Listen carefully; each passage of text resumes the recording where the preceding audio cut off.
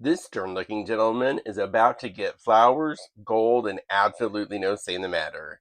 I'm building his portrait backwards on a gel plate, using an inkjet printer, acrylic paint, and frankly, an unreasonable amount of trust in the process.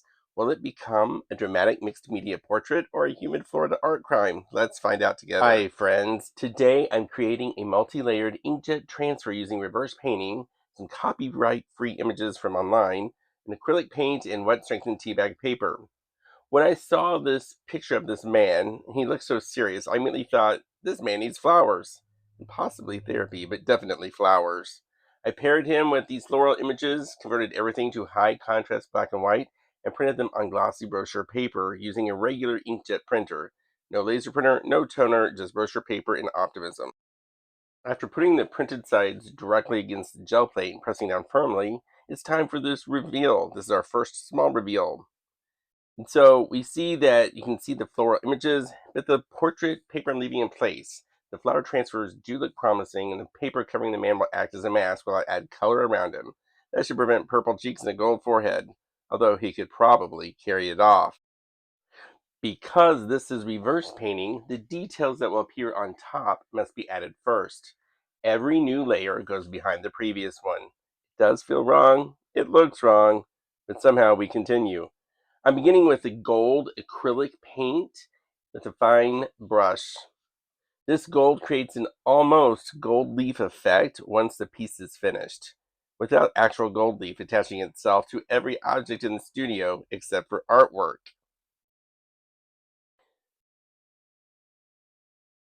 I am also using acrylic paint markers for some of the smaller details.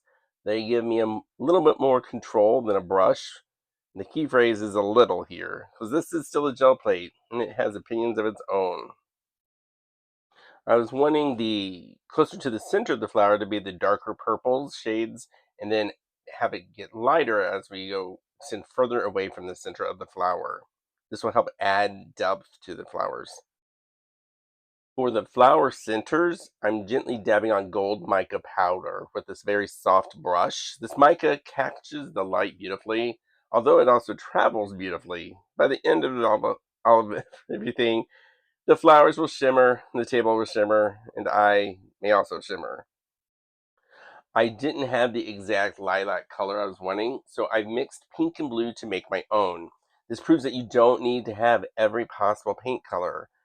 You can mix them and use color theory to help make what you want. So I'm going to carefully paint the petals. Sorry. From this side, the design will look uneven and slightly questionable. That's normal with reverse painting because we're looking at the back side of the artwork. At least that's what I tell myself during this stage of every project.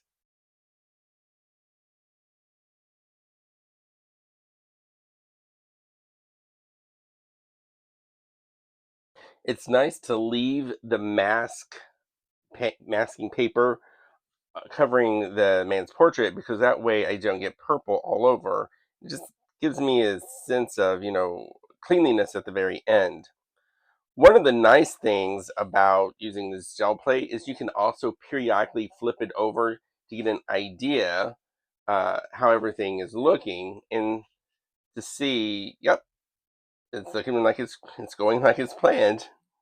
Now I'm going to want to use green for the foliage, and so to protect the flowers, I'm going to cover them with a milky white paint. This does protect that purple and the gold details and prevents the green from showing through later. Remember, everything is being built backwards. Perfectly sensible. I do use a smaller brayer to add the white on. Now I'm going to add the brighter olive green around the flowers with the small brayer. This helps me work around the shapes without covering the entire plate, and I'm only using light pressure to allow the weight of the brayer to spread the paint. Some overlap is fine, because handmade art is allowed to show evidence that a human being was involved. Now it's time to remove the portrait mask. This is where I discover whether the plan worked or whether I've spent a great deal of time decorating this brochure paper. There he is. The transfer's still intact, and now he's surrounded by flowers and gold. He still doesn't look happy about it, but we can't please everyone. I'm adding a soft, flesh-toned paint behind the portrait so the final paper color doesn't come through on his face. I'm going to roll it lightly, being careful not to move too far into the floral areas. A little overlap won't ruin the piece, but again, it's just evidence of human involvement.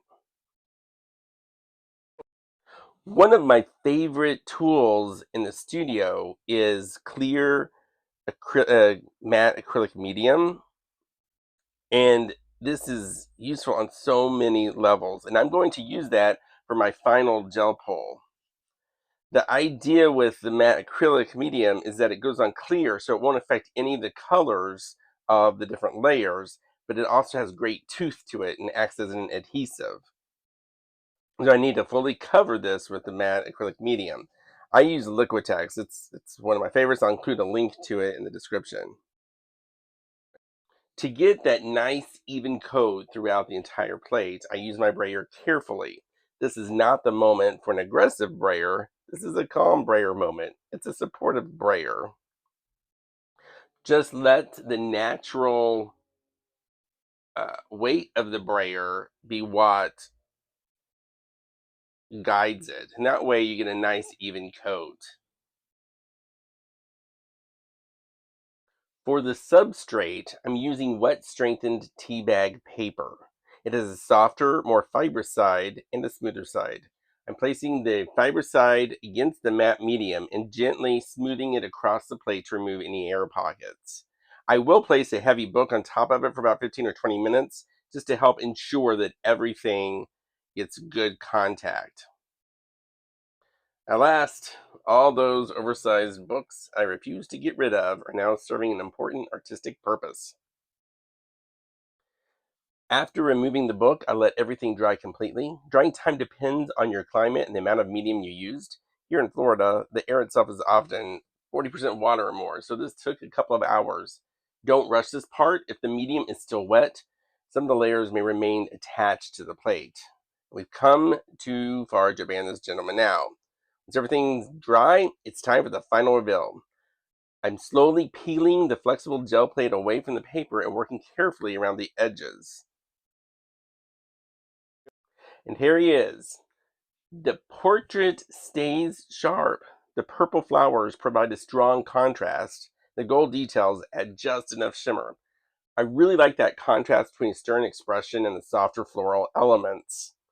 I did make a few small touch-ups with a fine brush and pen after the pull, but that's completely normal for a multi-layered project like this. The finished piece is now in my sketch journal where it can live with many other experiments. I'm really pleased with how this one turned out. Let me know in the comments. Did the flowers make them look softer or somehow even more intimidating? If you enjoy gel printing and mixed media experiments and watch me place an unreasonable amount of trust in acrylic paint, please like this video and subscribe to Daystorm Studio.